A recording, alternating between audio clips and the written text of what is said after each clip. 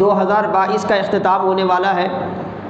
اور 2023 شروع ہونے والا ہے۔ بالکل ایک دن یعنی کل ہی کی رات کو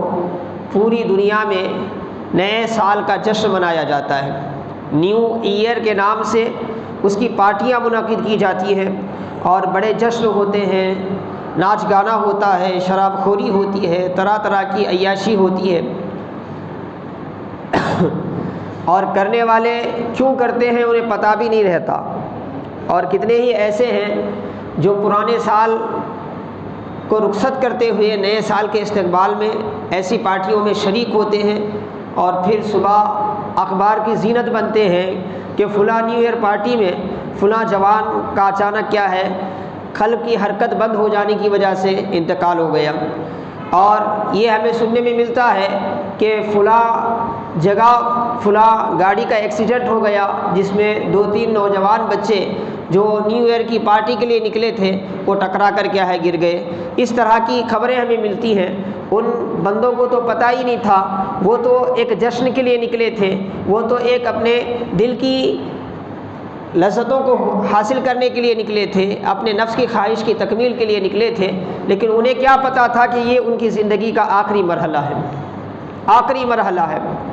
تو اس طرح نیو ایئر کوئی ہمارا ایک خاص رسم نہیں ہے مسلمانوں کی، کیونکہ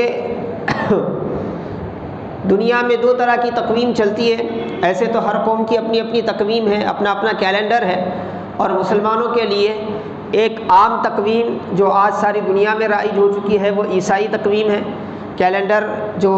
جس کے حساب سے کیا ہے کل سال کا اختتام ہونے والا ہے،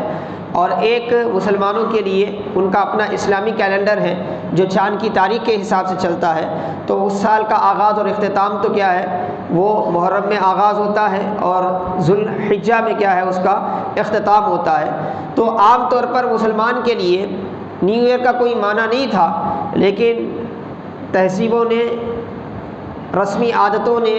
اور جن کے بیچ ہم رہتے ہیں، جس ماحول میں ہم رہتے ہیں، ماحول کا انسانی زندگی پر بڑا اثر تو ہونا ہی ہے اور ہوتا ہی ہے۔ اس کا اثر یہ ہوا کہ آج ہر کوئی اس میں نیو ایئر ہے ایک مخصوص قوم کا، لیکن وہ مخصوص قوم سے زیادہ ہر مذہب کا، ہر نظریہ رکھنے والا کیا ہے اس میں شریک ہوتا ہے، اور شریک ہو کر کیا ہے اس دن کو، بڑے افسوس کی بات یہ ہے کہ تھوڑی بہت حدود شرع میں رکھ کر اگر کوئی مجلس سجا لی جائے، کوئی پارٹی کر لی جائے، کوئی دعوت کا اہتمام کیا جائے تو منع تو نہیں ہے، لیکن حدود شرع کو پامال کرتے ہوئے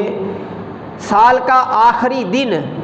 جس میں انسان کو اس بات کا احساس ہونا چاہیے تھا کہ اس کی زندگی کا ایک سال اور بھی کم ہو گیا ہے، وہاں وہ ٹھہر کر کیا ہے شراب نوشی کر رہا ہے، ناچ گانا کر رہا ہے اور طرح طرح کی عیاشیوں میں مبتلا ہے۔ تو یہ چیز کیا ہے ہمیں دعوت فکر دیتی ہے کہ ہم سوچیں، ہم سمجھیں، ہم ایمان والے ہیں، صاحب ایمان ہیں، تو صاحب ایمان کو اس حوالے سے کیا تعلیم ملتی ہے۔